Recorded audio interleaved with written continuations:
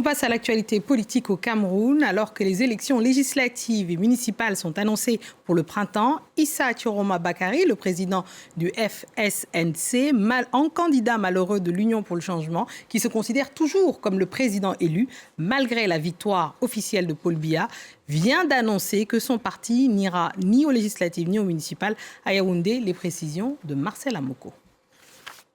L'annonce est contenue dans un communiqué rendu public par Maître Alice Kam, porte-parole officielle de Issa Chiroma Bakary, candidat malheureux à l'élection présidentielle du 12 octobre dernier et qui conteste toujours la victoire de Paul Biya, officiellement réélu pour un 8e mandat de 7 ans. Dans ce document, Issa Chiroma Bakary affirme qu'aucune négociation n'est ni envisagée ni en cours avec le pouvoir de Yaoundé et surtout que son parti, le FSNC, n'investira aucun candidat pour les élections législatives et municipales prévues au printemps prochain. Une décision à double tranchant selon le politologue Stéphane Akwa.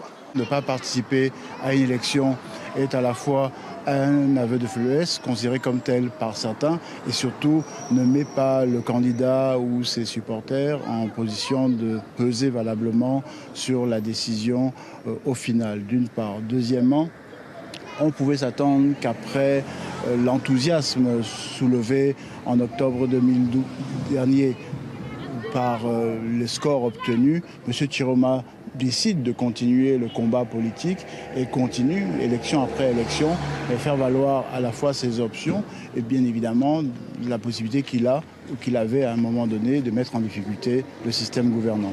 Depuis la prestation de serment de Paul Biya le 6 novembre dernier, les Camerounais sont dans l'attente d'un remaniement ministériel, une attente renforcée par les propos du président camerounais lors de son discours de fin d'année le 31 décembre dernier, où il annonçait la formation d'un gouvernement dans les prochains jours. Les élections législatives et municipales devraient intervenir au printemps prochain, probablement après la visite du pape Léon XIV annoncée ici au Cameroun en avril prochain.